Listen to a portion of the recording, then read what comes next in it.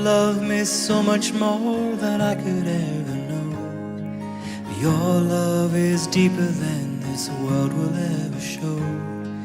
And all of life's beauty shines around this moment now. The sky and the cliffs, they seem to change my life somehow.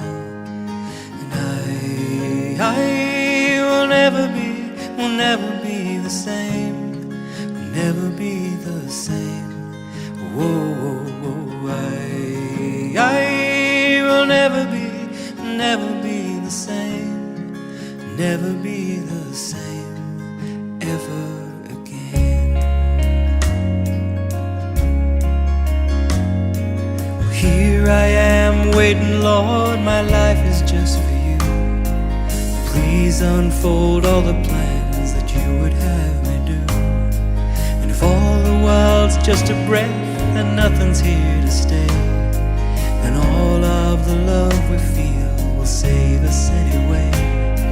And I will never be the same, will never be the same. Whoa, whoa, whoa, I will never be the same, will never be the same ever again.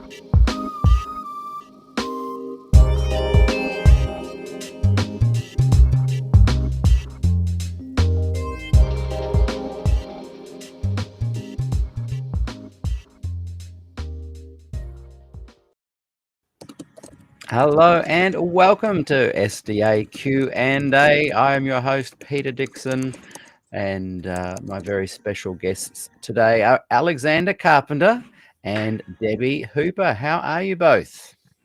Well, thank you. Now, I am so pleased to have you both on the program. Rodrigo Custodio was due to be with us, but due to some issues, sadly, he won't be joining us, although he said if he can work out a couple of things, he will actually pop in and say hi. So we'll cross fingers that he's available a little later on, because he's certainly got a real handle on things, all things Adventist. And so thank you, Debbie, for last minute filling in for us. I think, how much notice did I give you? 10 minutes? I don't know. But really appreciate you joining us. And for those that don't know, Debbie Hooper is a writer, and she has also a new YouTube channel. I think if you go and find it right now, you can be one of the first to subscribe. It's called As Told, Adventist Stories Told. And I highly recommend people go and do that. And also, we've got, as I mentioned, Alexander Carpenter, Executive Editor and Director of Spectrum. Great to have you here with us, Alexander. And it's great to be with all of you. Thanks. Yeah, it's great to have you back again. And the exciting news is that you have a team of 17 people on the ground right there where you are now, is in walking distance from the GC.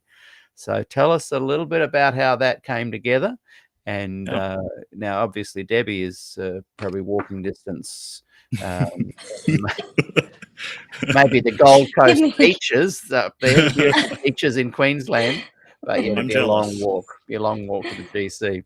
So, oh yes, and Debbie, tell us, Alexander has got an article coming out on Spectrum in a couple of hours.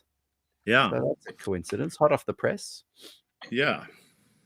So I'm here in St. Louis, and here is our official external media credential for Spectrum. Let me just mirror image that again. There we go. There Thank we you. go. There we go. External media. Yeah. So official. My team went in, and everyone want to give credit. It was probably the best process I've experienced, and my team, from the interns to the editors and all the writers and media producers, all got their credentials. So that's just a really great step forward for independent journalism in Adventism.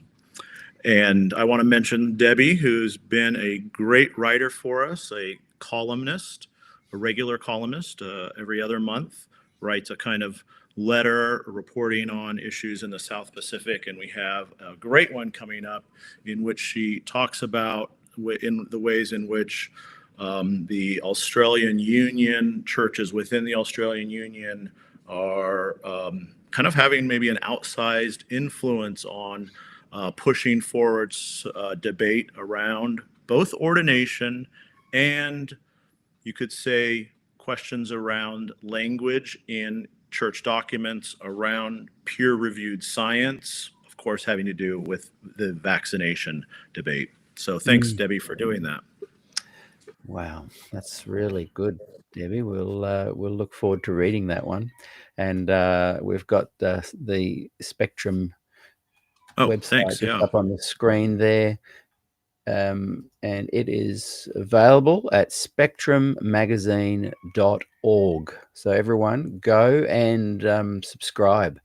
This is an incredible place that's not only a resource. You guys have got a real culture growing there, which I really love. You know, and just the fact that you've got like 17 people on the ground. I bet it's actually a bit of fun as well, just to gather together, you know. You're all in the same kind of Airbnb. You were telling me it's like an old industrial area and quite funky. Yeah, it's got about a 6-story old building here that they turned into. You can see the exposed brick and, you know, kind of fun little decor. It's you know, Spartan conditions as well. You know, there's but it's got functional air conditioning, and since humidity is high here in St. Louis, that's very, very welcome. But we just give you a sense of things. Everyone flew in probably, I'd say, in the last 24, 36 hours, and we've got we've got 3 interns here. We've got our, you know, prodigy 18-year-old writer, reporter, Sam Gervin, who wrote a very personal contribution to a piece that we wrote about the associate communication director, Sam Nevis. And so please go read that. It's a commitment. It's over 6,000 words, but it's an attempt to make sure that the people who are deciding who our leaders are, and especially the future communication direction of the church, really considers what the track record is of the communication department, and maybe is there a dystopian agenda when we get so digital? And does that also include leveling of the church, where maybe the GC kind of controls things and unions have less control? So we raise a lot of issues in there, which is one reason it's so long. But yeah, everyone's here. We started out, I got them pastries. I told everyone they need to be outside by 8. We got pastries and coffee, walked over to the convention center, got our credentials. Then I wanted to give them the experience of walking through the exhibition hall. And as journalists, I encourage my team to get there early, because you get random conversations and you see things set up. So you're not just kind of showing up when everyone else is showing up. You get a sense of the lay of the land.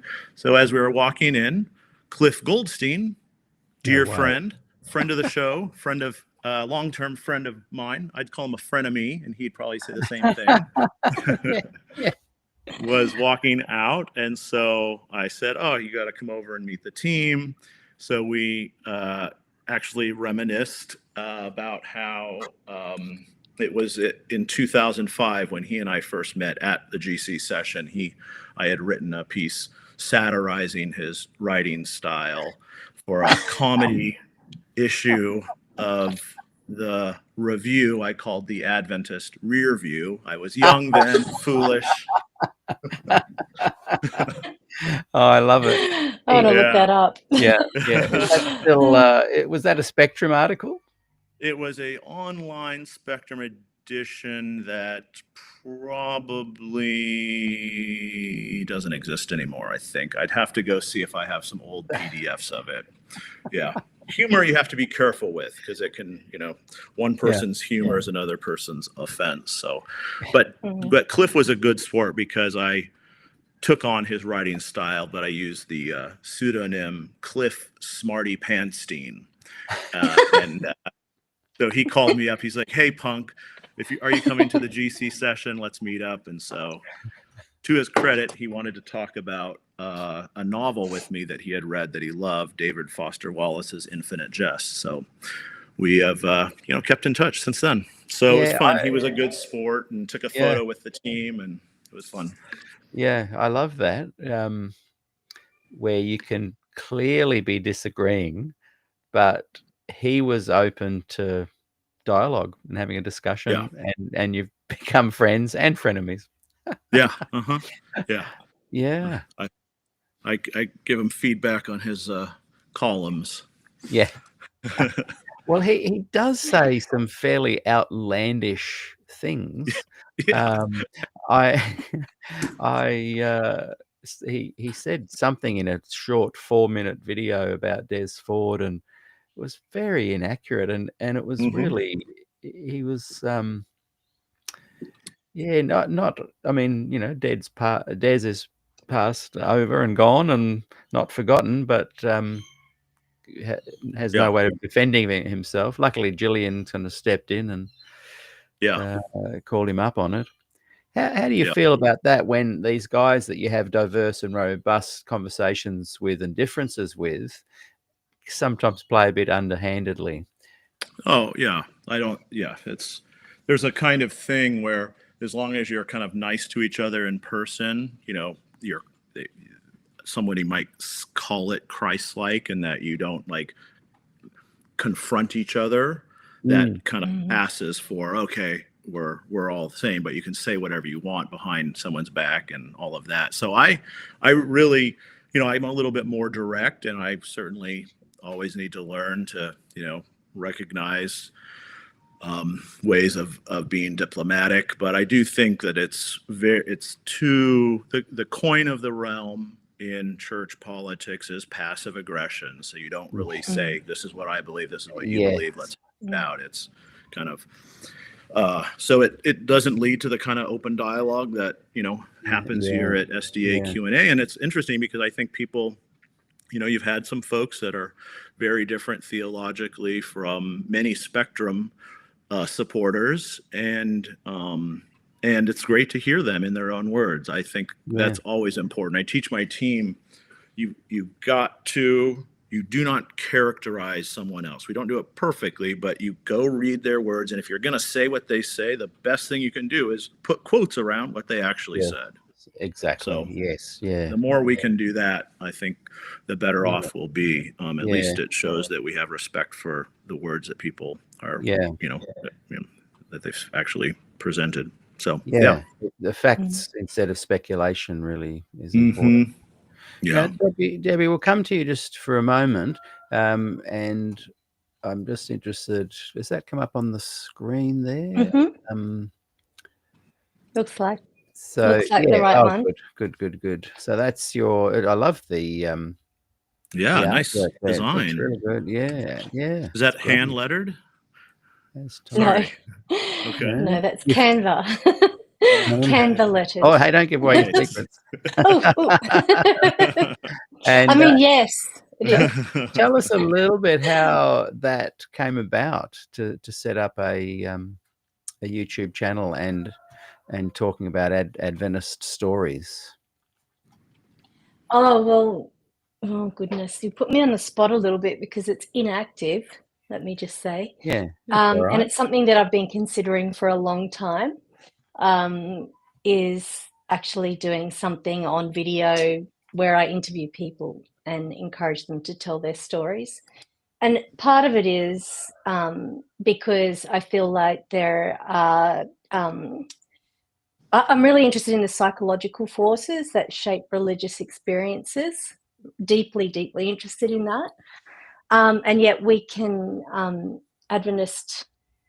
the Adventist church and any church can actually suppress communication about that. We've discussed that. Obviously, your channel is very much about that. And so I really want to shed light on some of those unexamined aspects of religious life. So that's kind of where the idea is. I guess at the moment I'm using that channel to comment on other channels where I just I say who I am in my description, so I'm not trying to hide who I am or anything. But hopefully then, maybe people will say, hey, I've got a story or whatever that we could explore. Yeah, that's awesome. I love that more and more people are contributing to the conversation in so many different ways, from AT to Spectrum to Miles Christian, there's so many people out there now using social media to create some very interesting resources. And essentially we're all telling stories, aren't we? Or the people we interview or writing about. We make meaning of our experience story. So, it really helps us to process those things. And even if it's not necessarily something that's going to teach someone else a massive lesson, I'm not really into that kind of thing where I'm, being didactic about something. But even if it's just about processing, and those people who are coming along for the ride might process their own experiences as well. So, but I also think that there are not a lot of women in the space who speak up, and I don't know whether I'm the right person for it because I'm gutless. But anyway, I'd really like to see some more women involved in that as well. Remember, I did an interview with you and I think a panel of about 2 or 3 other women talking about lots of things, and that was a topic of one of the topics, why women seem less like even what they don't even really sounds like I'm categorizing. I'm apologize for being old. Are you saying you're not a woman? How dare you? People, when we chatted about it, there was a lot of hesitancy, like we really not necessarily want to come on the program. And we chatted a little bit about that in the interview. But a big component was a fear of saying the wrong thing and being shamed, whereas some of us kind of, just say stuff and out it comes and it's wrong and you go, oh, like yesterday I was interviewing Ron Kelly and I called a certain group of people poison and then realized that probably wasn't a kind thing to say. I'd been called poison myself. It was kind of an extension of that conversation. And I said to Ron, oh, actually, I'm just going to take that back. And he said, yeah, let's say that maybe they're unraveling Adventism. And I said, that's a way better word. I'll use unravel instead of poison. So I think we need to create an atmosphere where people, it's okay to make mistakes. But yeah, anyway. I think my reason, I mean, I always try and come on if you ask me to this, even though it stresses me out, to be perfectly honest. But I do like writing behind the scenes because I am by nature a writer. So I am not always the person who likes to be out there and to speak unscripted potentially, or, just to, be in the public spotlight, I guess. But, like I know that there are many, many reasons, not just those. Yeah. And lots of people don't like being public. It's a common thing. Yeah. Now, just want to bring up, I think, did Reinda Bruinsma write this? Yeah, I think it's a Spectrum. Yeah. It's up to part 4 now. We're going to have another one come up. Brilliant. He is such a good writer. I even asked if he would join the show today, and he would have been very happy to do so, but the time difference is just so bad. It's like 2 a.m. for him.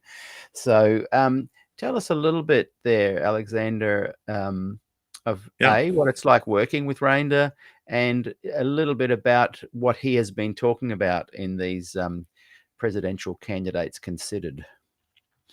Yeah, Reinda Bruinsma brings a lot of credibility and experience to what he has to say because he's got the resume almost of someone who could be a GC president, in that you have had executive level experience in multiple parts of the world, and he is highly educated, and he has he's inspired people. I've met, the up and coming, pastors or academics who worked with him, younger generation who were really, I think, because he's so thoughtful and open, he kind of created more thoughtful and open Adventists, and even I think maybe some have left Adventism, but that spirit is really good. You can tell he's a diplomatic person,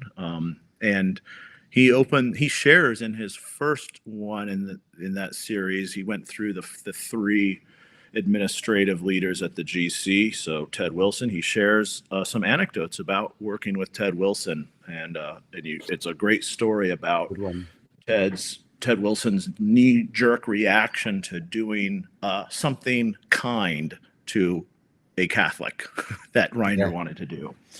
Then he talks about this executive secretary, Ayrton Kohler, Paul Douglas, and then we wanted to really break it open and say, look, those aren't our only choices, folks. These guys there's a bit of them that would love to be the GC president or stay GC president, but the church is diverse. Let's open it up. And so we did that with that, and he did a great job.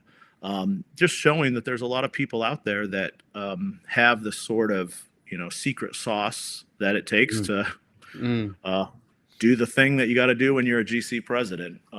Now, and what he does there is he just shows 10 other candidates, and it's when the nominating committee, which is going to be chosen tomorrow and then impaneled and decide the executive leader for a multi-billion-dollar corporation. They will do that in one day without having any kind of headhunting, without doing a resume check or anything like that. No interviews. So he just shows that, hey, don't take what they have to do is they vote, first name that goes up, they vote on that. And if that fails, then they start going through. And that's what happened with George Brown in 1990, who was the Inter-America Division president, who the nominating committee elected, voted for him, and then they went to him and he said no. And we actually have a piece coming out by his granddaughter who went and interviewed him about a month ago about, again, hearing why grandpa didn't do it. So stay tuned for that, because he turned it down, and people really think it was a mistake. The person who got the job then, there was chaos, and they chose a conference president who we know as Robert Falkenberg. So the point is, whatever the church did not, whatever you think about those decisions and what happened later on with Falkenberg, Bonnie did some great reporting on those land deals, but the church did not descend into chaos, even when the first choice wasn't voted. Yes. We'll see what happens on Friday. The clock will be ticking, because you can't go into Sabbath without having a GC president selected. So hopefully in that 8-hour window, we got to. So we're literally talking. We're just hours away from the names being put forward, voted on, and having a president. Yeah. So let me get this right. It's one name, the first name. Mm-hmm. Yeah. So you can't. Are there a lot of people sort of climbing over each other to reach the whatever they've got to do? They'll put names up on the board, I guess, nominations. Oh, okay. And they'll go through and go step by step, or name by name. Yeah. How many days? That's one reason. Go ahead. How many days is the session? I guess depends on how you calculate, but you can say 10 days or so so it will officially start tomorrow. At the GC leaders will do a very brief welcome. I think 10 minutes is on the agenda for that. Then there'll be an hour worship in the afternoon, and then we will have the official kind of agenda. It is a corporation, so you have to have this sort of business thing where it sounds very much like a stockholder meeting for a few minutes there, and things get kind of weird. But then we go back to the usual stuff, and then that kind of concludes, and then we jump into the nomination.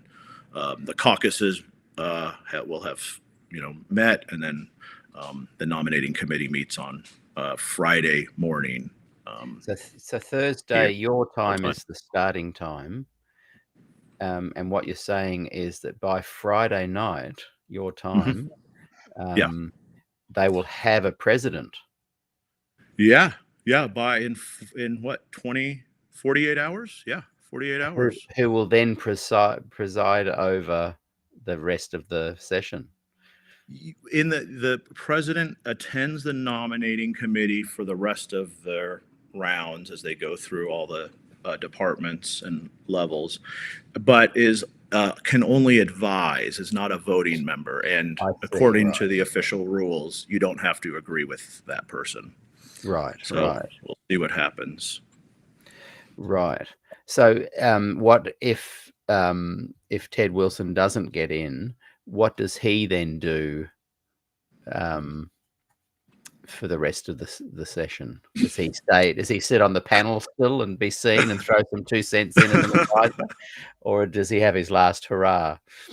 That is there's wise people and historians who can probably answer that better, because I know that in 1990, Neil Wilson had expected to be the president and wasn't.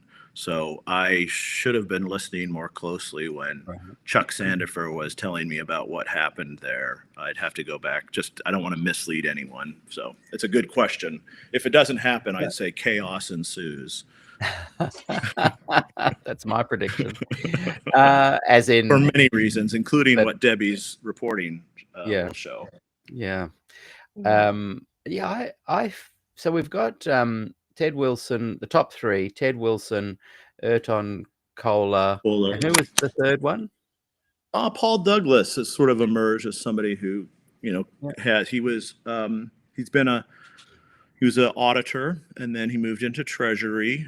He has really spent his time there, but he was ordained in kind of a private ceremony. It happened at the General Conference in their meeting room where advisory council happens and where they have their worships. So he is ordained, so that gave him the glide path, or not a glide path, but the path to it. And he has really emphasized the kind of, he's echoed the kind of mission language that much of the kind of the GC Executive Committee has come to hear from Ted Wilson. And so, yes, that's a picture of him at his ordination ceremony, which, again, I just want to emphasize that usually happens to a pastor after 5-10 years, something like that. I also know that he has asked church media to refer to him as pastor. He doesn't have pastoral experience, so there has been some issues there. So that lets me know. I've seen him show up at meetings, fly in for meetings to give a kind of, let folks know he's there kind of moment. So, I don't know what his kind of natural constituency is, other than he is from the Inter-America division. And of course, 48% of Adventists live in sub-Saharan Africa. But 3.7 million Adventists live in the Caribbean and Central America. And that is a significant and very active constituency. And I was just looking in the exhibit hall, noticing more Spanish language titles for the booths than I've ever seen before, which just to let, kind of a little cultural thing that I think you're seeing in the US, where you have more and more immigration coming from Spanish speaking countries, and obviously from Inter-America division. So that is, I think, he's recognizing that he comes with some connections there, cultural and political connections that, could be useful down the road.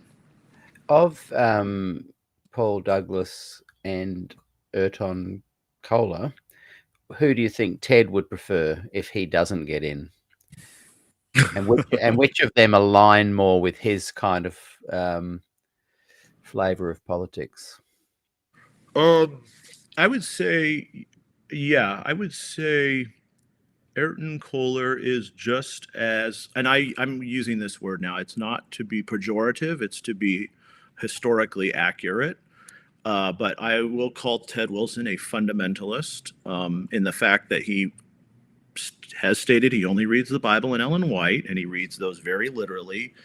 He opposes women's ordination. He does the sort of things that a fundamentalist would be very, in the 1920s, a fundamentalist would, see a fellow believer in Ted Wilson. So I really think we don't want to call him conservative anymore, because there's conservatives who read widely, who are, by nature cautious about radical change. That's, Ted is something different. And Ayrton Kohler, and by the way, the Brazilians are our reporters Andre and Felipe are just walked in the door here, so they're the experts because they grew up with Ayrton Kohler as the kind of the dominant church leader in the Adventism of their youth. And what they say is that he is just as fundamentalist as Ted Wilson, although he does read beyond those two authors.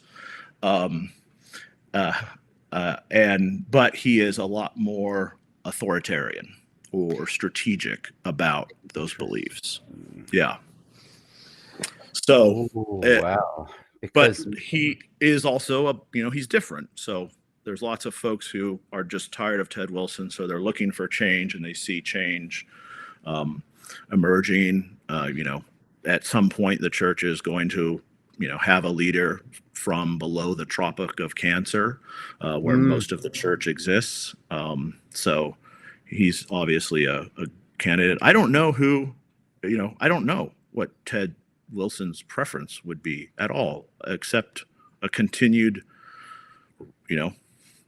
presence of himself at that level. It's really, there was a rumor going around that he was going to retire, and there was quite a few people that, I trust who were, repeating it, curious about it. And I really dug into it, and it's not credible. And, he definitely wants to continue, which would be, just shocking when you think about. That'd be 20 years of his leadership. Massive. Yeah, and you see the same banners. There's these kind of, I'll say this: they're around for the delegates to see wherever they go, and it just has these initiatives that he has, and it's not like there's stats and info about how those have done. It's just the Great Controversy Project 2.0. I will go. TMI, total member involvement, these sort of things that are like his initiatives. And it's like, he's quite politically savvy, isn't he? He knows how to run for a position. Yeah. Although it's so, I could see maybe the bar is so low. A political leader could add a few stats to that. Here's what we have accomplished lying around. And then, but it's just, you really don't have to do much. I've always said that Ted Wilson or one of his ilk will get in. If one of those three get in, am I right? Yeah, I can't. It would be a really interesting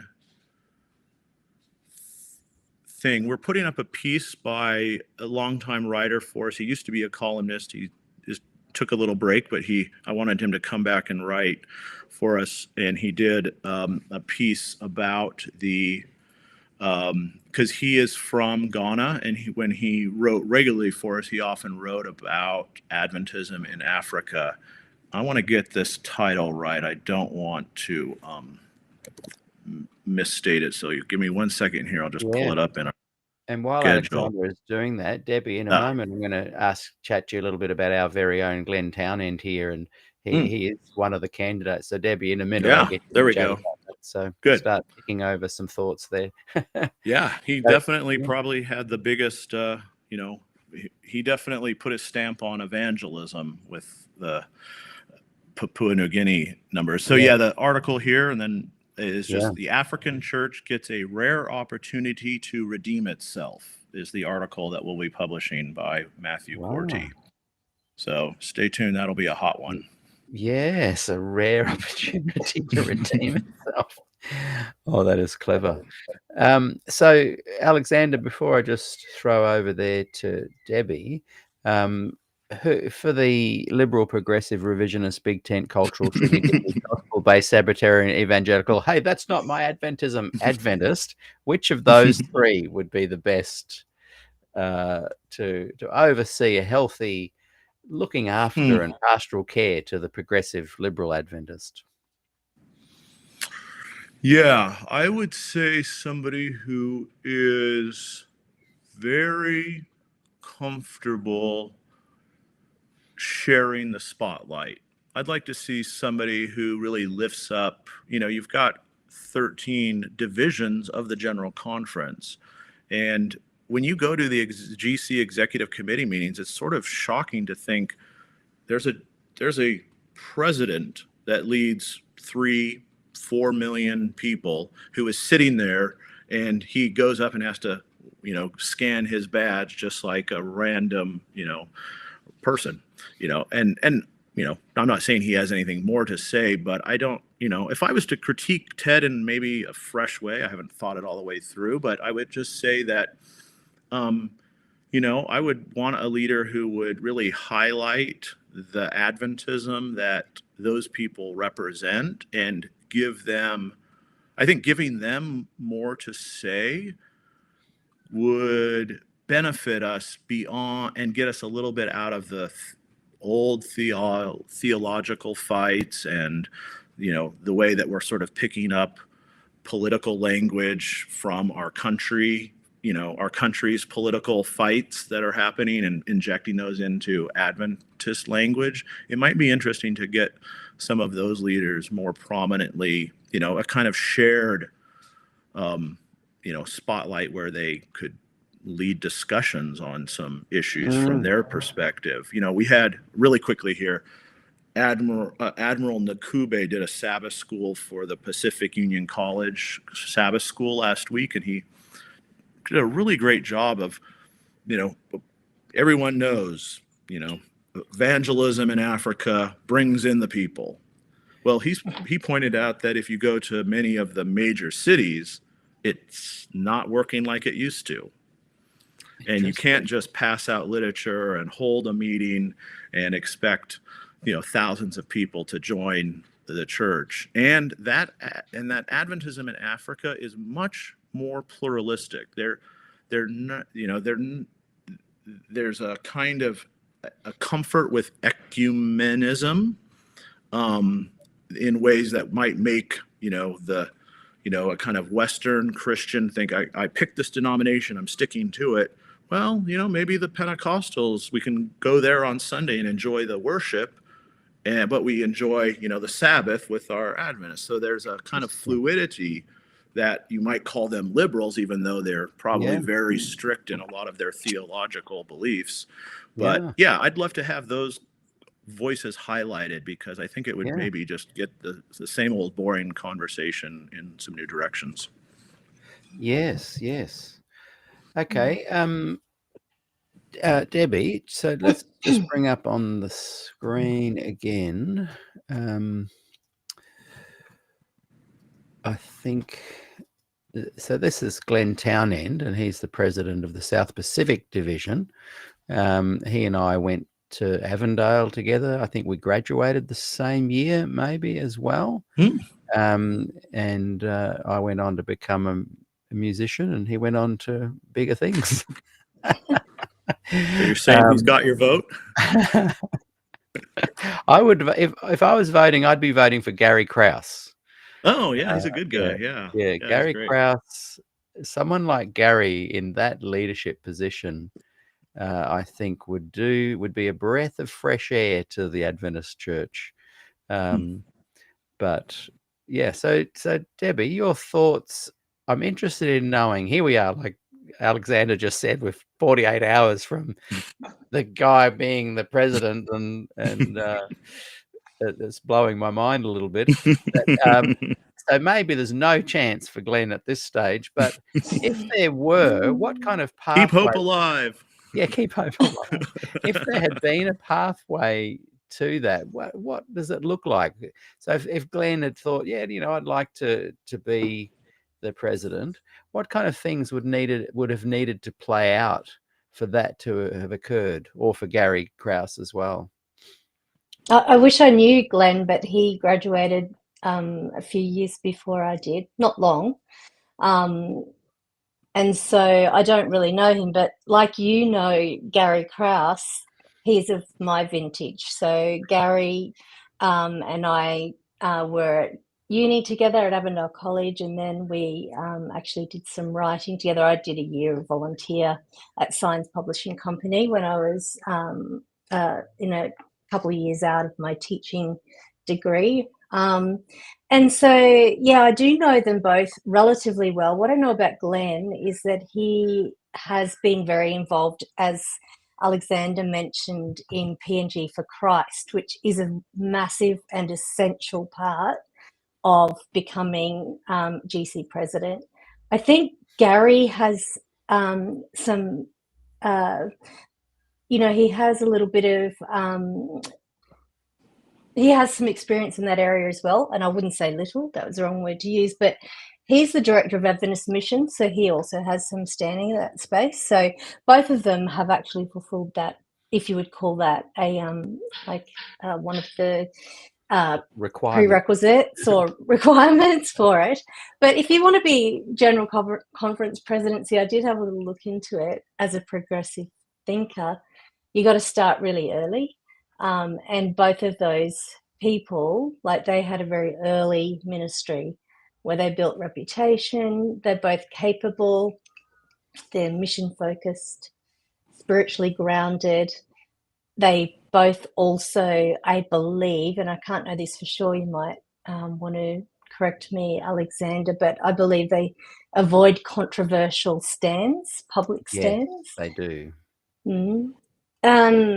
That may not help.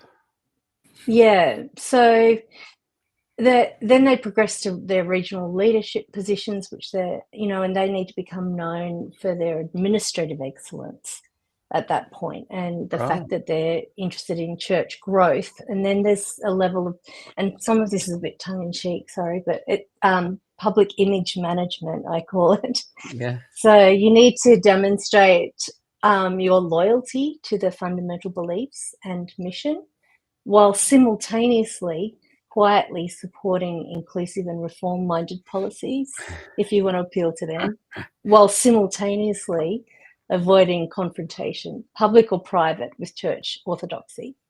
So that's pretty tricky. I don't know if Alexander has that word in the America or the USA jargon, but that's what we call tricky dicky. And Harry Ballas was the one to point out in my interview with him. He said Sabbatarian evangelicals are too tricky dicky. So I included it in my big list of progressive Adventists. Yeah. But the reality is, if you are going to enter into any kind of corporate political arena as a leader, yeah, of course you've got to be overseeing your image, and you've got to be seen to be very, in the Adventist platform anyway, realm, you've got to be seen to be very much into the 28 fundamentals, and that you really support the pillars of the church, while also, appealing behind the scenes to the more progressives. And that, just to throw something in there, that's one of the things since leaving the church that I have a bad taste in my mouth for that, because I fell for the behind the scenes tricky dicky kind of stuff where, hey, everything's changing and be on board, Pete, and we're really making some things happen. And then to realize in all these 400 plus interviews that nothing was going on behind the scenes, just talk about what was going on behind the scenes. And I feel a bit ripped off about that. And I realized that what they were doing was just playing the game. And I would love, it's interesting, Alexander might have noticed this too, that the dissidents of the Adventist world, 90% of them come from Australia. And the ones that are in America have been influenced by the Australian dissidents and pot stirrers. But on the other hand, politically over here, it is very passive aggressive and very diplomatic and very political. And they don't want to be seen to ruffling any feathers. And yeah, that's just annoyed me and left a bit of a bad taste in my mouth. Sorry to interrupt, Debbie. Back to what you were saying there. Yeah, you stop interrupting. Yeah. Something interviewers should not do that I seem to do. So at the same time, I think they have to build coalition. So they're forming alliances with moderate leaders who are open to what you'd call incremental change rather than radical shifts. You can't do a radical shift. And then you find respected mentors from both sides of the political spectrum, let's call it, and build networks with them. But no one who's too polarizing. And then, so you need to be a bridge builder. You can't be labelled out of step. You have to serve on a GC committee, participate in global initiatives, demonstrate leadership, be seen as someone who respects church process.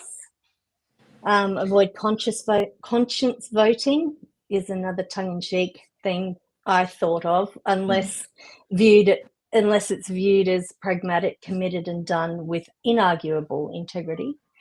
You avoid polarizing rhetoric, you present as a unifier. So all of this is in the lead up to session.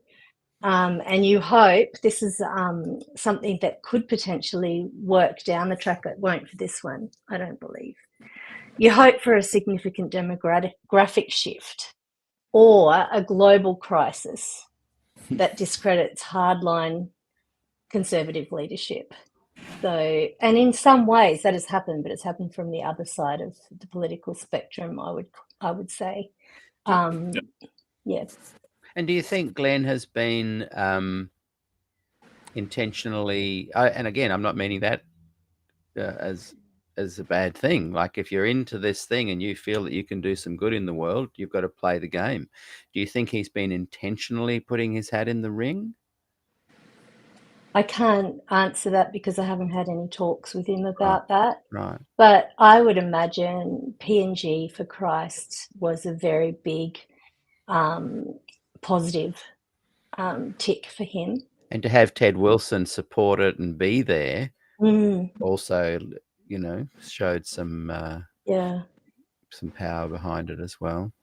Yeah, and he was very involved with, I believe he was very involved with people over here who had quite conservative views, but there was no one who really stood out. I don't think that Glenn would have stood out as somebody who was looking for radical change or anything. They certainly have, if you have a look at the AUC, they've been quite unwilling to really step out of line. Yeah. And he's SPD president, but yeah, I think nobody wants to step out of line. We didn't even step out of line with women's ordination. No, we stopped really short of doing shocked me. that. I'm on record as calling them gutless. Which is not. So I mean, it's possible then, but is it? My concern is, you know, there are structural and cultural barriers if you're not playing the game, and I would call it that. If you're not being, you know, willing to wait until you get to the top job before you make any actual change or too much change. But I guess you can speak up, but it has to be very wise. And I would call Gary very wise. I don't know Glenn. And so, you know, you've got the delegate demographics against you and you've got the leadership pipeline. Unless you can make it to both of those, you're not going to actually be chosen. It's not going to happen. Nothing you can do.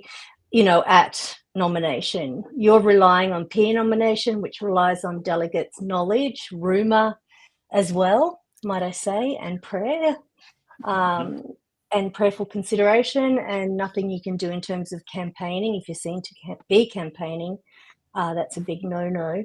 No nominations prior to session, and no resume or list of achievements for people to peruse and decide whether you're better than, you know, you're a better candidate than this one. Sounds so nebulous and Christ-like.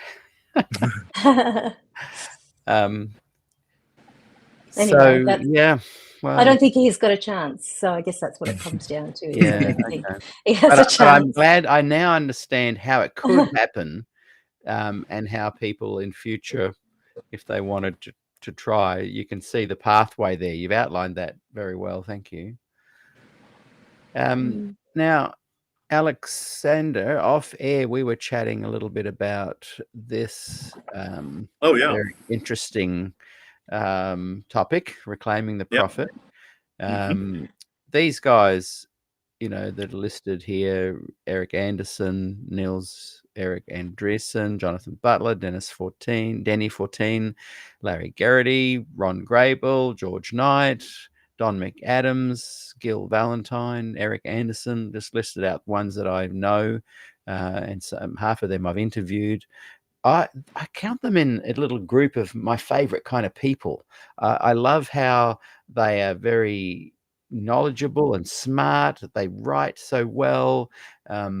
You'd know many of these people as well, both of you, and they're very wonderful to engage with. They present information as historians, not judging or necessarily taking a side. And I have felt like I've been cajoling them for 5 years, and that some of them have written to me behind the scenes and said things are happening, and a couple of them wrote and said before this came out that we're releasing a booklet or book reclaiming the prophet, and it'll be our kind of move to let people know that we're still Adventists and we want to reclaim her in a more positive kind of light. And so I was excited about that, but I also said it won't last long because it's too outside the Ted Wilson real Adventist kind of narrative and template. And sadly, I was proven right. Within about 6 days, taken off the shelves, off of Amazon, banned almost, cancelled. Tell me all about that. What are your thoughts on that? And give us a bit of history that because you've had some articles on it as well. Yeah, let us know what you think, and add to that, if you can remember everything I've just said. This kind of people, these guys I've just mentioned, and their followers and their fans, what must they be thinking if those three options are the only ones, and if one of them gets in? Like, is it going to make their ability to write a book and re-release Reclaiming more likely or less likely? What might they be feeling? All right, I'm going to jump right in because I was there for the working conference. Spectrum supported it, and paid for some of the things that made this conference happen, including the dinner. I was there for the whole thing at Pacific Union College where the papers were presented for this book. And it's a very, it's a very clear argument they're making. They're saying the church hasn't really come up with a way, and I'm talking about the official church, hasn't really come up with a really clear way of addressing the issues that historians and Ellen White's critics, not the same people, but often drawing from the same research, have presented. So let's get past these fights and focus on something that perhaps much of the church that values Ellen White can agree on. For many of those people, reading Ellen White is a spiritually affirming experience. So their point is, let's treat her, let's reclaim what a good prophet does, which is connect us to the divine. And so they argue the church should emphasize her as a devotional writer. That's Right. it. Done. That's it. Yes. So, yes. Yeah. it's a very, it's a positive message. They released a statement. We had it up on the website. I have a copy of the book, and I had it scanned, and I am sharing the link with you, Peter, and you can drop that into the chat for your for our audience here. This is big. Really appreciate this. This is really so big. And those watching, if you're not quite aware of what's happening right now, you get access to this book if you click that Ted Wilson doesn't want you to read. That's right. So I'm going to put that in the chat. I already have it. Oh. So I'm just popping. So I just want to say thank you for that, Alexander. And of course. Yeah, we're popping that into the feed now. If someone can just check, because I'm not sure if you can click the link if it's in the chat on Restream. Let me know if you click it, does it work? I can't click it on. Oh wait, well never mind. From your side that'll be better. Yeah. So what I understand is that there was some understanding within the North American division of what was going to happen, but Ted Wilson came in very strong, and the Ellen White estate, and made it sort of politically expedient to not keep the book public. Now, I don't know how long that will last. I think maybe the GC session had something to do with it. We wanted to be very thoughtful in covering the story because we didn't want to give Ted Wilson a way of defining himself that would lead to more, there's a lot of folks who are on, have a literalist reading of Ellen White and the Bible similar to Ted Wilson, who are going to probably make the biggest stink at the general conference. They are not happy about the power of the church as expressed in statements about vaccination, immunization. You've had them on your show. And so it's really interesting. Ted Wilson is experiencing a threat from, you could say, his right. And standing up for Ellen White might mute a little bit of that critique and make it a little bit easier for him to be voted in 48 hours back into office. And we'll just kind of go through the same kind of fights. So anyway, that was, so the idea here is that, because it's really you've got 5 previous university presidents writing for there. Niels Erik Andreasen, he is a statesman. He is not a rabble rouser. George Knight, pastors around the world have sat in his Ellen White classes and come out more enthusiastic about Ellen White and less literalistic about her. And it's been a benefit to the church. And he sold a lot of books and people love him. Yeah. So, to really pick a fight with those guys among some of the others is just it just shows how far Ted Wilson is leaning over into a kind of reactionary Adventism where he will just make a Pacific Press publication with over 2,000 copies just sit there in a storage unit and not get sold because he perceives it as very as a threat. So that's the reality we're facing here. So what's kind of fun is just that it's drawn more attention to it thanks to his reaction.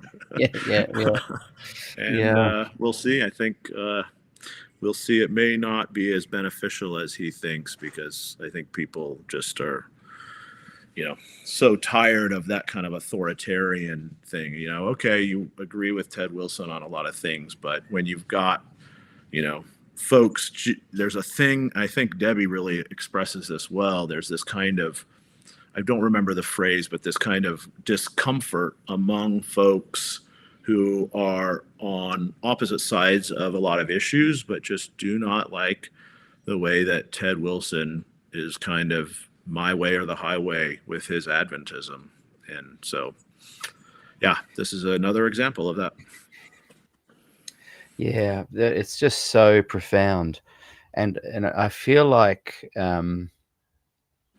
my show has for 5 years been moving to this very moment that we are on the edge of, because I believe that what happens next is going to be the real test of, can Adventism be this big tent kind of place, which I know you've written articles about, and I've said it can't be, but I hope I'm wrong. I really hope I'm wrong. I wouldn't have been in the game here for 5 years trying to cajole and highlight the gems of what I see in Adventism if I didn't think that there was something there that could shine. And like I say, sadly, I've drawn my conclusion that it's over, but that's very negative, isn't it? So we don't want to be negative people. But I think in hearing about how Debbie just described of how the mechanisms of and the process of leadership, hearing about the Reclaiming the Prophet being banned. It's just such a machine that is opposite to the gospel. I just can't imagine that the planets that Ellen says are looking on, if they are intelligent beings, I can't imagine they're impressed with this remnant church that is supposed to be building up a people that are going to vindicate God and prove Satan wrong. And I really hope I'm wrong, but what happens next? You're on the cusp and literally at the location, Alexander, Yeah. of I think one of the biggest ever events and occurrences to unfold within the Seventh Adventist Church.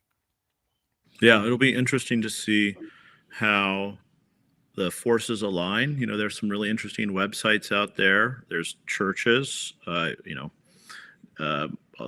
keep hyping Debbie's reporting here because she's getting to something. We're going to be, adding to that, and it's going to be we're using that kind of almost like an army marching to the castle, and there's going to be a confrontation in some way over the next few days, and it's going to we'll see how the structure that the General Conference has in terms of parliamentary policy and also personalities. In 2022,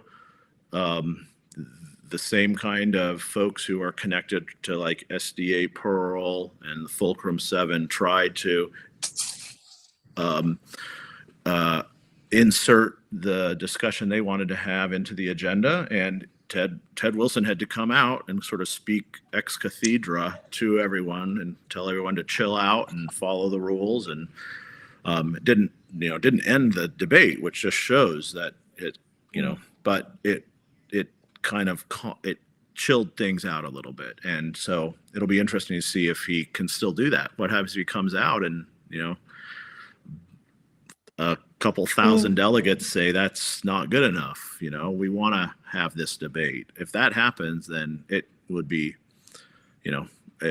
it's going to be very interesting to see, and then it becomes like a little scary to think what we're used to a very stable Adventist ecosystem in many ways, and when you see that shake a little bit, it can be very destabilizing, and that just opens up opportunities for demagogues to emerge or people to check out, random new debates to erupt. So in many ways, Ted represents a kind of stasis that a lot of people might compromise for. We'll see how long that can last. I think that's why I've drawn the conclusion that he will get back in. I know that there's a need of a change. I know that I'm not saying I want that to happen. I'm just saying that I think people are so scared of the ruckus that could come after this next week that they kind of, the devil as that saying goes. That's literally what was said in the 2022. We reported it. I have quotes around it. Or as people said, and I think the same thing again, maybe. Which is amazing when you think we're a religious organization that is trying to be more Christ-like, not settle for the comfortable devils in our midst. Yeah, I know. Imagine, Peter and James and sitting around going, "Hey, well, look, let's go with Judas. That's right. He's the devil we know." It's just so far from what I see as the beautiful gospel.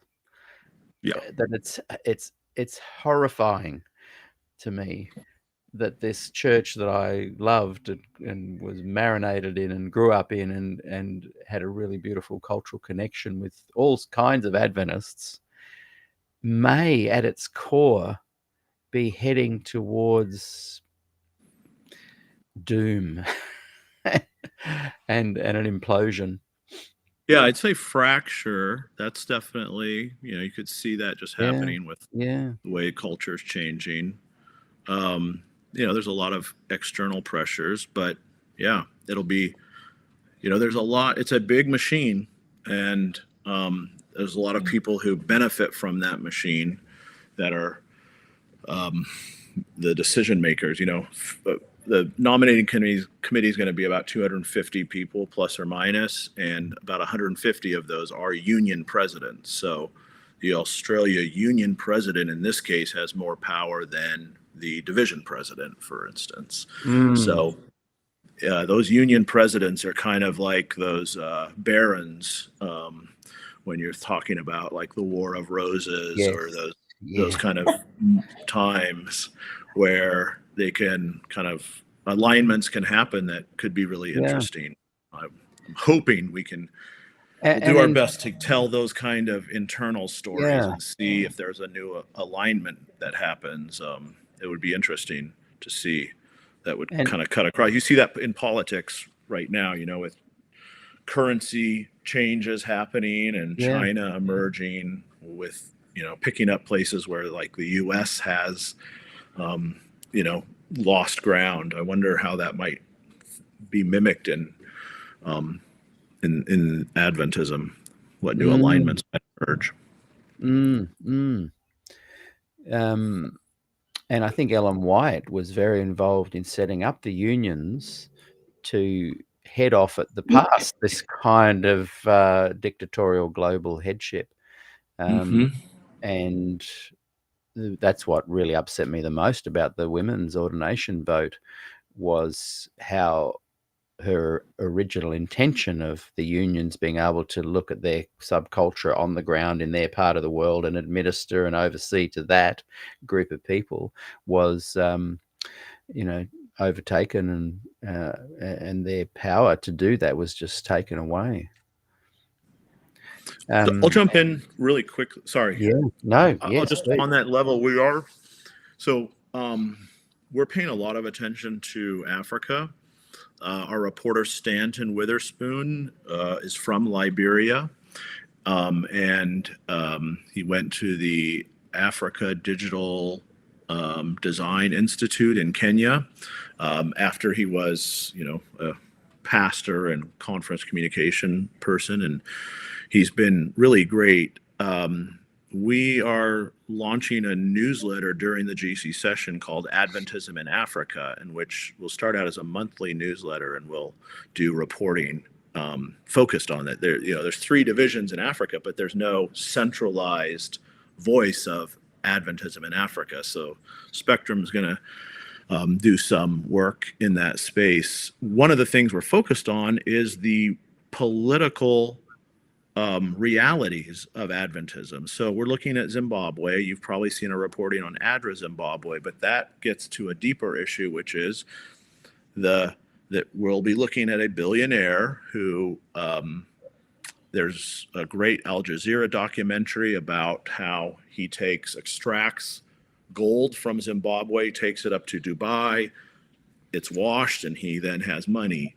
Much of his money, a lot of his money, but he has a lot, goes into the Adventist church in Zimbabwe. He directly pays the salaries or a cost of living adjustment part of their salary for hundreds of Adventists. On top of that, he contributes a lot to Adventist education. People are becoming uncomfortable about that because he's becoming more aligned with a political party. The General Conference, Director of Education, Lisa Beardsley Hardy, we will show her giving him an award for being a great Adventist. He is not allowed in the United States because he is so corrupt, and many other countries. So we want to think again about these alignments and the way that, are our leaders able to handle these kind of realpolitik things that happen? Of course, Adventist education costs a lot of money.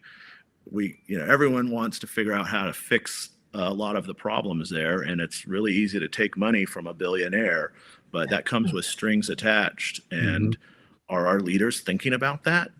We don't. Yeah. We want to find out. Yes. Wow. I'm one thing that you do so well, and I think you've kept this tradition alive that Spectrum has always been, is just keeping what's the saying about keeping the heat on the feet? Their foot to the flame or the fire, whatever Holding it is. the foot to the Holding the foot foot to the flame. fire or the flame. Yeah. Yeah, afflict the comfortable, feet to the comfort flame. the afflicted. Yeah. Or That too. Kay Judge, who I love when she watches and comments, because she usually critiques my take on things, and I really like that, because I go away and think, maybe I am being this or that or whatever. She says, Peter Dixon, what is your frame of leadership that you judge the SDA leadership framework by? Yes. Well, I always go to Jesus and the four Gospels. That's my go-to place to find out about what a church community looks like, what a Christian community looks like. How do things unfold in those four books for me? She goes on to say, I'm interested in what you consider to be a leadership framework. I believe in an egalitarian type of leadership where the leaders have a statement of common ground belief, but they allow for a lot of wiggle room for their members to look at all the information, look at the resources, source material, and draw their own conclusions. And so I believe a good leader allows for a wide variety of people, members, other leaders, to have a platform. And I don't see that happening within the Seventh-day Adventist Church. I don't see it happening within a lot of leadership models that are hierarchical. So I lean to the egalitarian. For example, I run my own little centre down the road there. It's like a community of people with a diverse range of beliefs, not just Christian. There are about 33 people that have access to the venue. They all have a key. They are all in a community Facebook group. They promote when they've got events coming on. There's a shared common ground sense of what we all stand for and believe in at its core. But I can go away literally have been away once for 4.5 months, and it grew and blossomed even more than when I was there. So that's an example of an egalitarian leadership model. You create a frame, you encourage common ground thought, you gather together around that thought, and then you allow people to draw their own conclusions and have a platform to share their thoughts. Thank you for the question, Kay. I hope I've answered it. Let me know if I did or not. Steve Slight added, holding the blowtorch to the belly. I like that.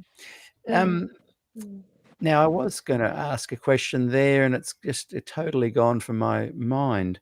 But I'm very aware of this, the blowtorch to the belly, that Spectrum, Adventist Today, and these guys that I brought up in our little image earlier, the guys that have produced a lot of material like this over the years. It's been just rich and valuable. For some reason, I feel like while there's a lot of information available and a lot of this kind of stuff is talked about, the progressive, those that want this more open, diverse kind of community, I feel like they know that that's what they want. I feel that they can talk about it in terms of what they're perhaps unhappy with. This book was going to be about a positive view of Ellen in that devotional writer kind of framework, but I don't feel that that the progressive Adventists have any process or vision that they share of what it can look like.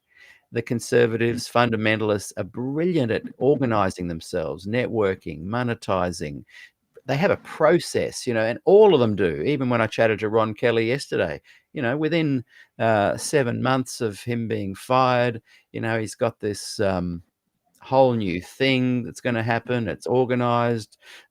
He's bought a whole bunch of land. They're going to have buildings and resource centers and worship centers.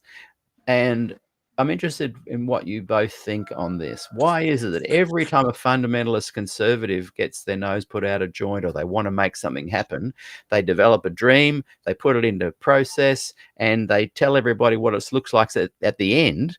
Progressives just don't seem to be able to do that. And that's not just in Adventism. What is going on there, sociologically speaking? And you both, you're observers and you're doers and, you're movers and shakers. You don't just sit on you and rest and do nothing. Look at you, Alexander. You got 17 people. I wouldn't even be able to organize 17 people to have a picnic down in the local park. How do you do that? So I'm not talking about individuals that I think have incredible content and incredible ways of making things happen, but collectively, why can't the progressives get themselves out of a wet paper bag? Hopefully Debbie can solve this. I'll definitely agree with you. I've thought about this in terms of American politics. I was when I lived in the San Francisco Bay Area. There was a lot of folks talking about the ways that you could say conservative judges created a network called the Federalist Society, and they were able to, as you see, 6 members of the U.S. Supreme Court are pretty regularly voting along a pretty strict ideological line. I mean, we overturned Roe versus Wade in the United States after 40 plus years, so quite a change. Something that your average progressive thought, we want to fight for this, but are they ever going to really make that happen? I think so. A lot of that has to do with money. I think that in that case, you have some incredibly wealthy billionaires who put their money where their mouth is, and I think there's a sense in the language of being a progressive that progress will just happen because it's sort of, kind of evolutionarily destined. And I think it's important to recognize that it's not. Am I a creationist? I don't know on this, on politics, but you have to create it. You have to actually, put together an infrastructure and coordination in which, and often in the right, they're comfortable with more authoritarian top-down leadership styles. And so you can kind of get folks in line with a shared vision because it is the only true one. It's a little harder to get a bunch of folks in line with a shared vision when there's 150 true ones.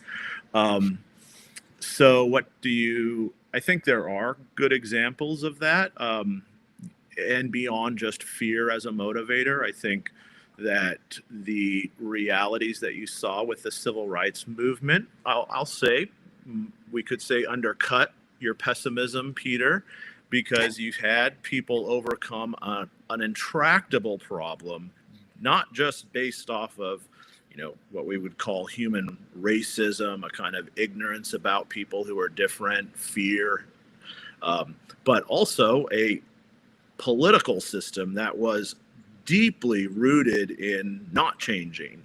And it changed, not perfectly, not right away, but it did. There are laws in place and there are cultural things that have changed. And so I do think that's why we look at the civil rights movement. We see the suffragettes. There was just barely 100 years ago, in America and in other parts of the world, just this idea that women shouldn't have the right to vote, which is, crazy when you really think about that. When we're doing this stuff with Mary Kay, you look back in the 70s, you realize she was 24 years old when she sued Pacific Press and ended up in this fight against her own church. 24. Mm. And this is at the same time when women, had to have a man co-sign on a loan for a car, for a house, for a credit card. So those sort of things have changed. So I do want to, recognize it's hard, but it happens. I mean, people just get together and they fight it out, and then every once in a while it sticks a little bit, and we build on that. So I think those kind of clear visions. I read a book. I'll be quiet in a second here, Debbie. I'd love to hear your thoughts on this, but on prohibition, which was one of these great big moments of catalyzing folks. You had Christian fundamentalists, and you had anti-German, back when it was popular to be anti-German, and you had, the KKK, which was also an anti-Catholic organization as well, kind of banding together because they all saw a personal benefit to this singular cause. Ban alcohol. Of course, it failed. But it's a great example of movement politics. So maybe progressives need to show folks how they benefit from a variety of backgrounds and interests by a shared vision. And I guess we'd love to do that with a leader who could articulate it, but that we don't love to follow leaders. So maybe we can have a shared vision in some way. And maybe that's a miracle.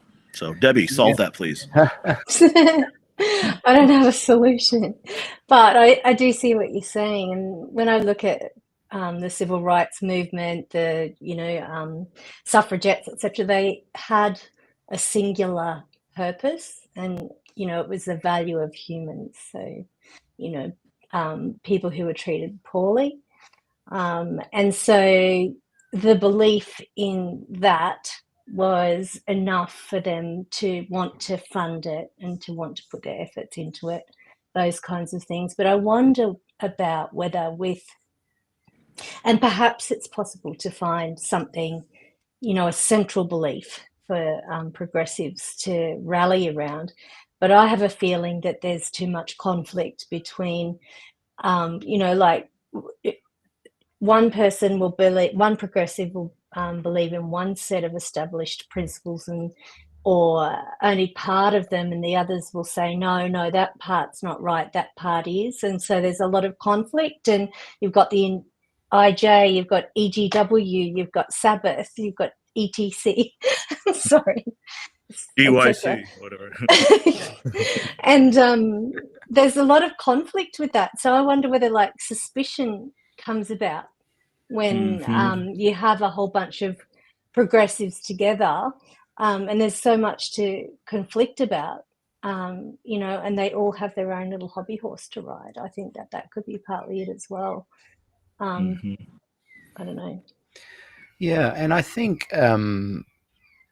that what the progressives do well is even under difficult, or even in difficult situations, they are able to gather together in smaller groups and get a really good sense of camaraderie. Example with exactly what you're doing, Alexander, this next week. You're gathering together with your tribe that is within the bigger tribe. They're people that love Spectrum. They're people that are immersed in writing for Spectrum. You've got 17 of you there in this Airbnb. That's really a cool place. I bet you have great meals and cafes and laugh and conversations together as you gather together. And I think I think that's what happens within the Adventist Church, and the progressives find their little campfires to gather around, and they feel warm and happy. And I think that's good. And I think it's important to be able to do that. And that's why in many ways they don't leave the church, because they have found their little tribe and are quite happy, and that's great. That's fine. When you were talking about how things change, and we've got examples of that happening, I was trying to think of an example of how I could push back on that, and because I agree to an extent. And my mother wrote a comment, so I'm going to read that. So this is my mother's thoughts, and she kind of used an example that I couldn't find. So we must be related. Oh, bringing in the big guns here. We can't Yeah. argue with your mother. That's right, what she said. But she raised a good point here. Everything we know changes with the amount of new information continually being discovered. The SDA Church is basically still in the flat earth era, with a dome above, with heaven so close that people will float up to heaven, or God will float down from, and at some time with a huge city. We need to be able to have open debate and discussion. I realize that is going to really change the vows to be made at baptism, but something has to change, or no intelligent person would want to become an SDA. And thank you for that, Heather Dixon. I believe that when you look at the suffragettes and you look at the civil rights movement, and anywhere there's been a big change, the people who have been moving and shaking and desiring and implementing these changes are, generally speaking, on the same page. Whereas Adventism, as Heather said there, is still really very much back in the flat earth kind of mentality.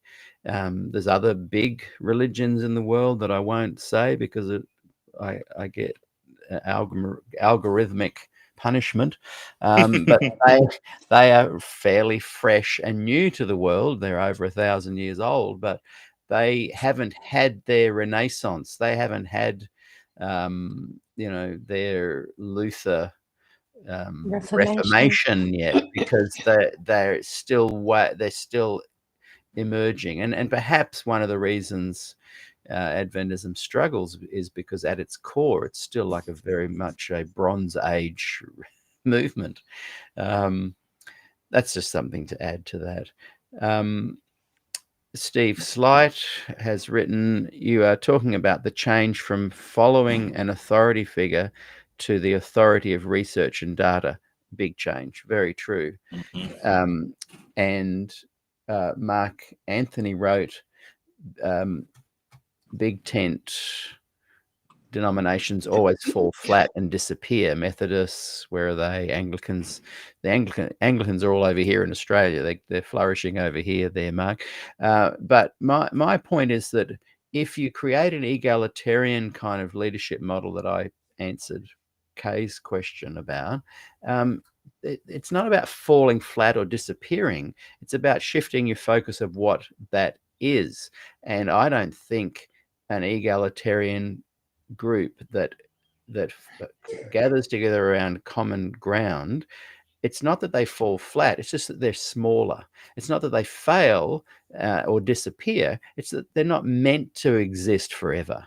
So I think there's a shift in that, and that then ties in with what you were saying, Alexander, that these things and changes can happen, but I observe that they happen at a smaller campfire. You look through the forest of Adventism, there's lots of little campfires of great little progressive things happening. And I think that's a viable and totally fine way to operate and live. We step back, we look at the big picture, we're unhappy. Boy, we're on the edge of some big changes. But at the end of the day, no matter what happens, I think those little fires will still enjoy hanging out. People will still enjoy hanging around those little fires. Schley writes, that is very nice, Peter, but has nothing to do with the ecclesiastical truth of a system. The church must have apostolic succession and the faith once delivered to the saints. And I guess what I was just saying is that I don't believe that. I'm totally fine with systems coming and going and people rediscovering common ground and enjoying life and things that are kind of almost wired into our conscience, guide us. So my model doesn't include the notion that things have to have a succession delivered to the saints. That's just me, and I'm probably one in a million that think like that. Boy, have you guys been noticing any of the comments? There's some fact checking I can do about Mary Kay really quickly if you want. Yes, please. Because I do know that she does not identify as an Adventist at all. So she is not an Adventist. So that people should know. And she went on and did graduate work in women's studies and also in spirituality. And she has a pretty, very open approach to thinking about the divine. Let's just say that. So folks who are thinking she would not agree with a eschatological scenario like she wrote in the book now. Yeah. She is not an Adventist at all, but she maintains a very good friendship with the new president of Pacific Press. And I'm going to go have dinner with both of them next week. So I am it'll be fun. Jealous and envious of you. And Angela Lima just wrote, I wonder if she still believes. And yeah, definitely she does not. Definitely she does not. Yeah. No. And I've been wanting to interview her for at least 5-10 years. Let's make it happen. That'll be great. I'd love to make that happen. Fun. Yeah. She's a spunky Scorpio. She's got lots of opinions. Yeah. She's very specific. She's got some really interesting specific things that she made in her betrayal book and the new book that we published. Well, I think number one highlights her impact in changing laws and affecting Mormon pay, Catholic pay, et cetera, et cetera. So if you're thinking about, a person who made a difference, Mary Kay is one of those people in a kind of larger way. And the fact that she was Adventist is also very significant. Her book, we were, working on some of the title, and we kept the word shattered.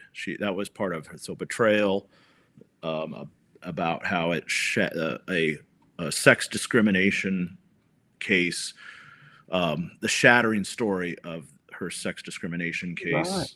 Mary Kay versus Pacific Press was the original subtitle. Sorry, I'm turning into a pedantic person here for a second, but I want to get it right. But we kept that shattering in there because for her it was personally shattering, and it's a amazing story. We bring in Lorna Tobler, who is the other woman who joined with her, so it's a great story of like sisterhood and support, and also of just openness, because it was a male colleague that said, hey, I'll just show you, here's my pay stub, this is what I get paid, and that gave her the evidence to help her stand up for her rights. So we kept it in there because it's personally shattering, but it also shattered a system, which was, hey, we're religious, we can do what we want, and even governments can't tell us that we can't discriminate against our own believers / employees. So it kind of helped to shatter a little bit of that system. So anyway, I do think she's someone who did, make a difference. Huge. Yeah. At some personal cost. Very much. Yes. Where does she live, Alexander? Is she close by you there? No, but she's making this trip. Yeah. I'm sorry. Oh, nice. It's been fun. I wanted to treat her as a special author of launch, writers dream about these things. So I want to give it to her. We're going to have a stack of books. We're going to have a full house. People have to go on Eventbrite and RSVP. So if you are coming to the general conference, go to our website. You can see the ads there. Click on an article, it'll pop up, and we're putting it some other places. But yeah, we're going to put her in. She wanted I'm going to got her in a nice hotel, and we're going to take her out for dinner and have a really great time with her. That is so cool. Cool what you're doing. I have 4 billboards up. Oh, you've got to take a picture, send it to me, and I'll put it on the show. It's so exciting. I really love it. Yeah. There's so many things about the whole Adventist landscape I still love and enjoy, and you can enjoy it as a former, it turns out. But that is so cool. Oh, we've just lost him. Oops. We've lost. Oh. We've lost. He just reached over and clicked exit meeting. My mistake. Yeah. Are you there, Alexander? While I would love to talk to her too. yes, It'd be and so fascinating. You got to imagine that her conversation with them would have to be quite healing as well, yeah, in a way. yeah. Because they're still Adventists. They're still in the Adventist sphere, or however they pronounce it. So yeah, finally. Yeah. No, I can. Yeah, I think it's one of the great things that Alexander and Spectrum are doing is uplifting people who have been writers and creatives within the Adventist Church over a long period of time. I think Adventists are good at keeping the pastors and evangelists' legacies alive and well, but not the creatives. Yeah. While we're waiting there, I will just go through a couple of comments. We've got Jane Krause has added, Schley, so true. They're trying to make their own authority, just like all other Protestants. Angela writes, I wonder if Ted Taliban will address the new American Pope, the new Adventist threat. And Jane adds, that is how heresy happens, though. And it is great to have James from Academy Apologia watching today. I hope you're still watching. This came through a few minutes ago. James, I love your work. And, of course, I'm a huge fan. Just saying there, Alexander, that James from Academy Apologia is watching. And James, I'd love you on the show, not next week, the week after. Can we make it happen? I want you on and Bill Fritz as well that week. Shoot me a message. And he writes, Adventism needs to come clean and finally admit they do not have 22 million members, and 22 million is fiction. Now, that's a really interesting conversation we could have on the show there, James. And when Alexander gets back on, I'm interested in his thoughts on the stats there. So we'll do that when Alexander gets back on. Schley writes, no succession, no authority. Matthew 28. Why would Adventists ordain with the laying on of hands if succession is wishy-washy? They get the concept, but are divorced from the apostles. That's a good point. What are your thoughts there, Alexander, and what James was saying about the alleged, I think it's 25 million members now. And the guy, David Trim, no doubt will be speaking at the GC. I always enjoy watching his presentations. He's quite honest with his appraisal of what things are going on. Do you think that is an accurate number, the 25 million? No, in fact, I will just say that people, if you listen to David Trim's presentations, you can see he doesn't say this is, well, let me say it this way. He says this is what was reported. Yeah, so pay attention to that language. Some of those divisions have gone through an audit, and a couple of divisions still have not. So that just means that, even at the bare minimum, they haven't, checked their system. It's kind of a take it by faith reporting system. I'm, painting with a broad brush there, but there are entities that are, very careful or more careful. And then, so there's definitely a growing movement questioning numbers. I've got an article that came in yesterday about that. That looks quite publishable. So, and looks at a couple of very direct examples. So I do think that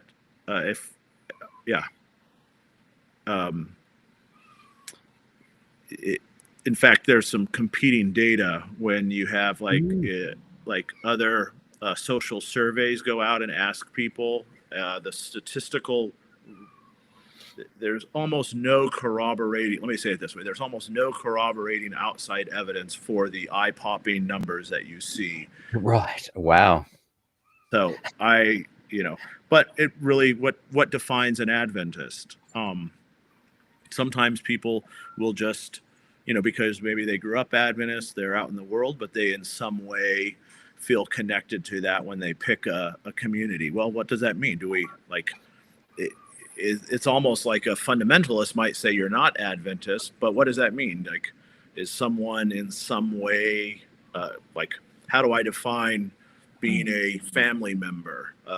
How many birthdays do you have to show up to be a real family member versus, not a real family member? Exactly. Yeah. Think about how. And people have criticized me for that. Like it sounds like I'm trying to define it too much, but the reality, of course, I know that you don't say to a person in your family, "Oh, you're not a family member."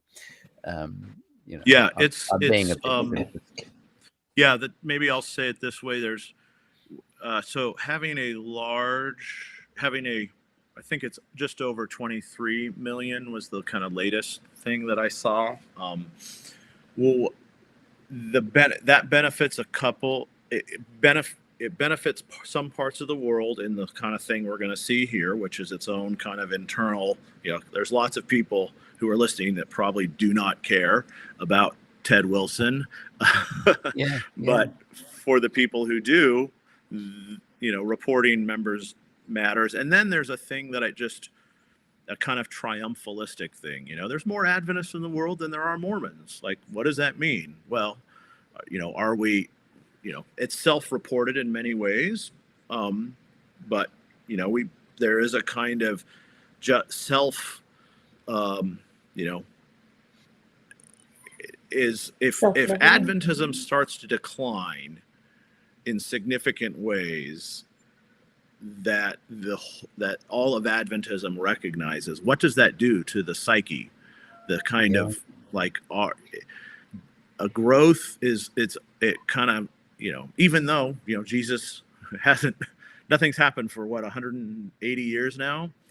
What's, that kind of question is, I heard a great Sabbath school recently where they were kind of thinking that through. But when you lose momentum with these numbers, it could be quite terrifying as well. You have to start asking a lot of questions, not just about beliefs, but how the methodology of everything. And then we have these frameworks, you got to get the gospel to the whole world, and then Jesus will come. And you got financial mechanisms that help. You got to here, Adventist Frontier Mission, Conrad Vine's kind of platform for quite a while there. It was really stepping in ways that the denominational version of Adventism had kind of changed. They weren't doing the kind of mission work that people grew up with hearing about. And so AFM stepped in. But I mean, do they publish baptismal numbers that we pay attention to? They tell really great stories and they get a lot of donations, but have they moved the needle in a significant way? Are we, why do we publish numbers, but AFM does? What are we really trying to do here? I think those numbers have become a big focal point under Ted Wilson. And if they start to crumble, maybe that is something that could undermine him. But we've only got 48 hours to get that story. I know, exciting. I actually, sorry if I can put in my 2 cents worth. Working in marketing, I wonder whether it is sort of like plugging the attrition, plugging what's going out, because what you're doing is you're marketing to your people first, which stops that backdoor action happening. And so a lot of and that's what I've been wondering too, like it's really crossed my mind about a lot of the evangelistic sorts of things that are going on here in Australia, like ride the I Will Go Ride and this Citron journey, circumnavigation of Australia, and even P&G for Christ, where they didn't go through the baptismal vows in depth before they were all ushered into the rivers. And I think a lot of those things are actually inward facing. Then, like it makes Adventists feel good about who they are, and therefore when you feel good about who you are, you're less likely to leave, and that's definitely part of it, I think. That's propaganda. Good. Propaganda is correct. Yeah, one of my young staff members used the term communication apparatus, and very much I'll just underline everything Debbie said there. Very inward facing, self-perpetuating a sense of meaning. Yeah, and it works, obviously. We are relevant. We are relevant. We are relevant. We are relevant. I don't know. And we have 28 million members. Well, I think that's what the Ryan Day stuff was so fascinating for folks, because you had someone who just came out of the center heart of a media ministry focused on replicate. We are relevant, and boom, that was such a fascinating thing. And Ellen White was really at the center of that. The thing that makes us know we're relevant, that we have a prophet, is undermining that relevancy for people. So what do you do then? And Ron, yesterday in my interview with Ron Kelly, and we were talking about the Des Ford theology that kind of has filtered into Adventism, and how it in many ways unravels actual Adventism. So it's a difficult thing to have such a church created with such a unique message. It's very difficult to progress from that and to allow diverse thoughts, because as soon as you have diverse thoughts, you are literally unraveling the core beliefs. And Ellen White it's essentially being unraveled if you follow the Des Ford theology. Yeah. Even though Des himself, I think, saw a kind of Adventism that included Ellen White, as do all these academics and scholars that wrote this book. They all see Ellen White as having, a valuable role and a part to play. Whereas I kind of think, if you're going to undermine her authority, you really are doing away with a very core teaching of Adventism. Yeah. Now, Schley... go ahead. I want to jump in on that, because I do have one of our great Bring someone on from Brazil. Yeah, I wanted to here. I'm sorry, I missed the name there. Here. Yeah, André Canaciro. Ah, well, nice to meet you. From Brazil, yeah. And what part of Brazil? São Paulo, southeast. Oh, nice. Yeah. Andre's had some interesting things to say about the, South America division had a kind of, rise, and it had that kind of it relied on that kind of triumphalistic numbers after numbers after numbers thing. But you've talked about how you've seen decline. So do you mind talking about that for folks? Yeah. Just come a little bit closer, if that's all right. Here. Yeah. So there has been in the last decade a negative growth when it comes to young people. So there are more young people leaving the church than joining. It's 30% negative. I won't remember the exact numbers, but it's like for the last decade, the people from 17 to 30 years old, they were more leaving than joining the church, and the others were not optimal. They were not negative, but they were kind of not that much better than like NAD, for instance. Wow. Yeah, because it's a huge revolving door. That is even That's amazing Yeah. information, because I would have thought it was growing, you know, and that NAD and the rest of, you know, Europe, UK, Australia, New Zealand were declining, but I did not realize that Brazil was doing- it is growing. like overall. I It mean, is with the growing. young It's still people, growing. with the young people. Oh yeah, no, Yeah, no, wait, not with the young people. yeah. Yeah, Incredible. Wow. yeah. Well, I wanted to bring Yeah, Andre on just so you can I- see one of our hardworking team members. Good to flew meet in you. Love the from hair. Brazil yesterday. Great Good meeting to you. see a Yeah. long-haired Seventh-day Adventist. When you left, you thought you were there were no less. Yeah, I thought I was more. the only one when I was a mover. No, we had a lot of long hairs. Oh, well, good to meet you, and thanks for all your hard work, and have a fantastic week. You're going to have a ball. Yeah, looking forward to Yeah, it. awesome. Good to Awesome. meet you. Bye. See you ya. soon. Good to meet you too. Oh, that was fantastic. Thanks for that, Alexander. Sure, you know, a little fun surprise guest. Now, Will, I should probably get to bed here I was myself. literally about to say we'll let you go, because you have given us nearly 2 hours of your time. I really appreciate it. Can I just finish with a flurry of comments, and we can wrap up in 5 minutes.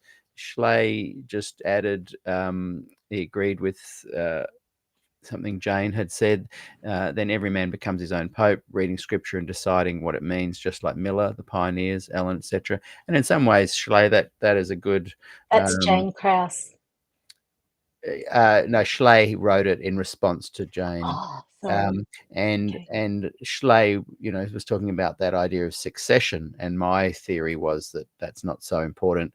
But what you've said there, if you have everybody coming up with their own idea of what common ground is and starting egalitarian movements, you know, there's going to be a lot of error out there. So you know, that's a good pushback on my theory.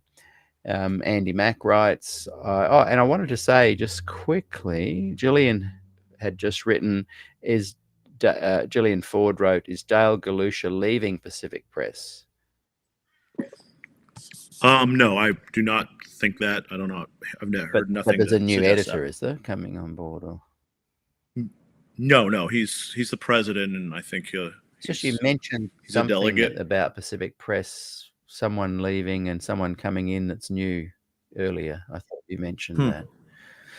I must have got that. Pacific Press. He's the one who. Yeah, he's the president of Pacific Press, and he really backed the claiming the prophet book. I mean, he made that happen as a book in book form. And he, so I don't want to. Yeah, he's doing great work, and we want him to continue. And I don't know of any reason of why I wouldn't. Right.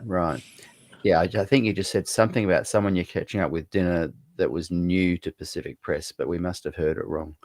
Andy Mack writes, I like being out of Adventism. I no longer have to change my speech actions to suit whichever type of Adventist I'm around. Fred writes, thanks, Andrew, for setting the record straight about Mary Kay. And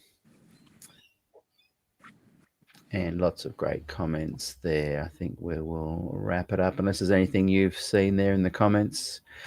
But wow, here we are. Historic moment. Wow, 48 hours or less.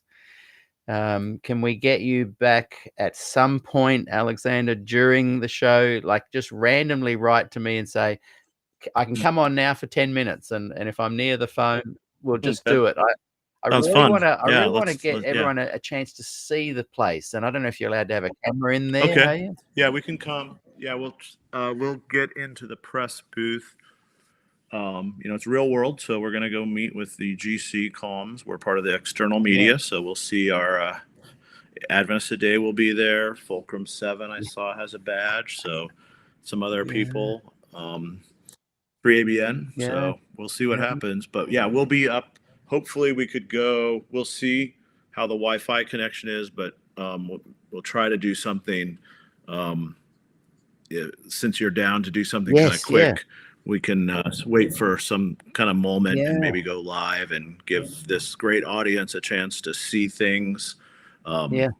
And kind of get a sense of some breaking news or some Yeah. quick analysis or something. And as you know, we're live anyway on your Tuesday, Wednesday, Thursday, 6 p.m. for a good 2 or 3 hours. So if in the back of your mind, any time during that period, although is it end? Do they stop every day at 5 o'clock or something like that? The business meetings end just about Right. that Okay. time. So it'd need to be a bit earlier, but you sometimes. message me and I'll run out to the studio here and we'll just do it. Okay. That would be so good. Yeah. And even if you can't get me, just take a quick video of you talking and, just say, hi, SDAQ&A, this is about to happen, and just quickly video it if you can, even if it's not an important moment. Sure. We just want to see what it's all looking like. Oh, Yeah. Of course. We'll get some pics. We went down there and I took them down to the delegate level today, and they got excited. So they got up on the platform. Don't tell anyone. And they had a little fun on the platform where everything's going to be happening. We took some photos where, sermons will be presented and decisions will be adjudicated, and a baptism might happen. So this team is, they're fearless. I was like, I don't know, guys. This is. It's super fans of the general conference. Yeah. We're all super fans.